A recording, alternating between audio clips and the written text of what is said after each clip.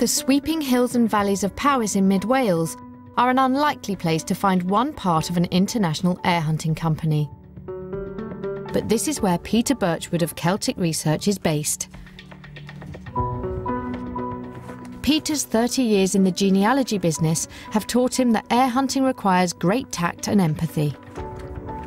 It's not just money, it's the matter of maybe having somebody who they were close to, lost touch with, and now you have to tell them they're no longer with us. One case investigated by Peter was that of Peter Sharpe, who died in Nottingham, aged just 57. He was single and had no children. As he never got round to writing a will, his £10,000 estate went unclaimed for 4 years before Peter Birchwood found his details. It was a case where he was born in the 1940s, so we started looking for any close relatives that he might have had. On Peter Sharpe's death certificate, it showed that he was born in Nottingham in 1940.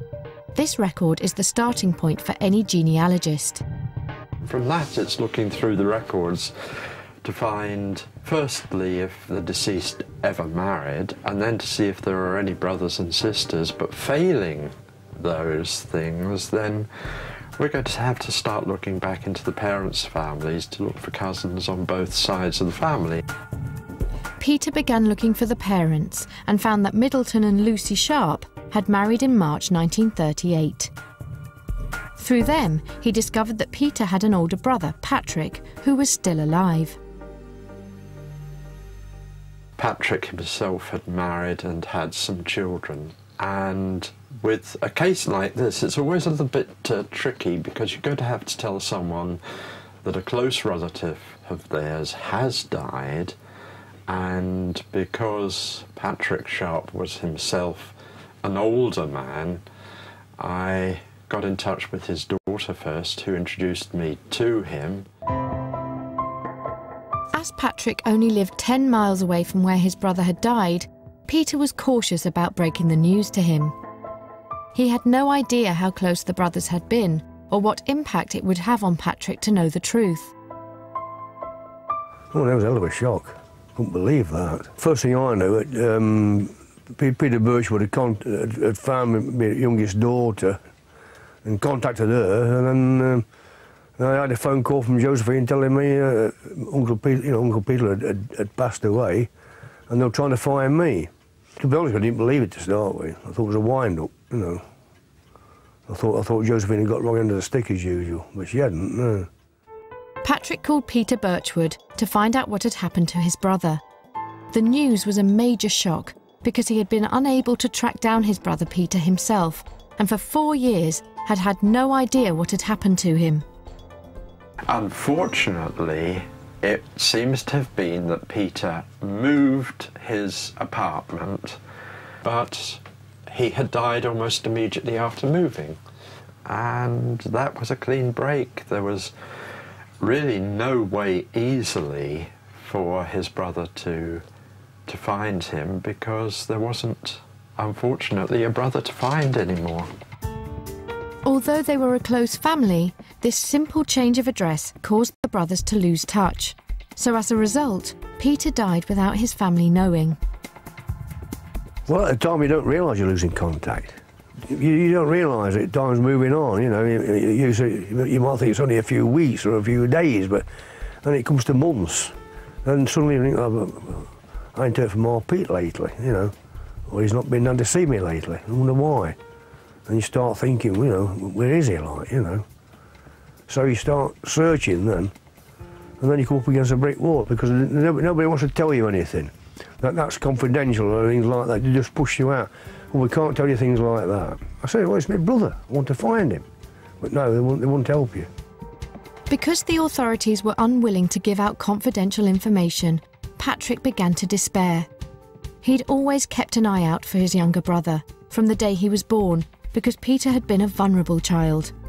He was born 3 months premature, and for many years into his childhood was plagued by ill health.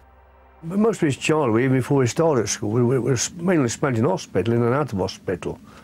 In fact, when it was summertime, I often went to live with my Aunt Mildred at Ruddington, I did, because our Peter was very ill, you see.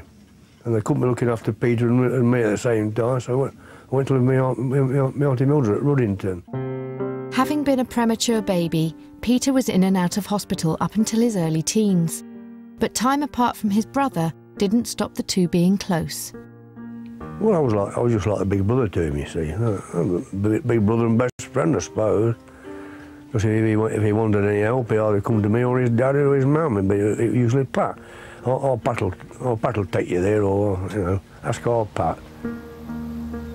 Patrick took Peter under his wing, and despite their 5-year age gap, they spent many happy hours at the railway line during their childhood in the 50s and 60s. Well, we all came here as kids, you know, me, my brother and me, spend hours up here, watching the trains go through, like, you know, train spotting, things like that. When I was working, like, you know, after school working, I used to take him and his two mates to places like Grantham, Peterborough, Derby, Crewe, all over the place. I worked on the railway, you see, so I got passes from took him around the sheds. I was one who protected Peter. As a young boy, his health was frail, very weak. So he needed a bit of protection, the lad did. When Patrick finally found out what had happened to Peter, it was a great shock. He had to come to terms with the fact that the younger brother he had protected throughout his life had died. And even worse, that it had happened 4 years ago. Well, standard it had been a few months or a few weeks, but 4 years, no. That takes a bit of swallowing, that does. Once he had found Patrick, Peter Birchwood was able to give him the news that he would be in line to inherit his brother's £10,000 estate. He wasn't really worried about how much his brother had left. In fact, he said at the time, and I believe it's still his intention, that he would just like to be able to put some sort of memorial to his brother, and as long as there's enough money in the estate to do that, then he will be content. Thanks to Peter Birchwood, Patrick has been able to put his worries about Peter's whereabouts to rest, and he can concentrate on happier memories.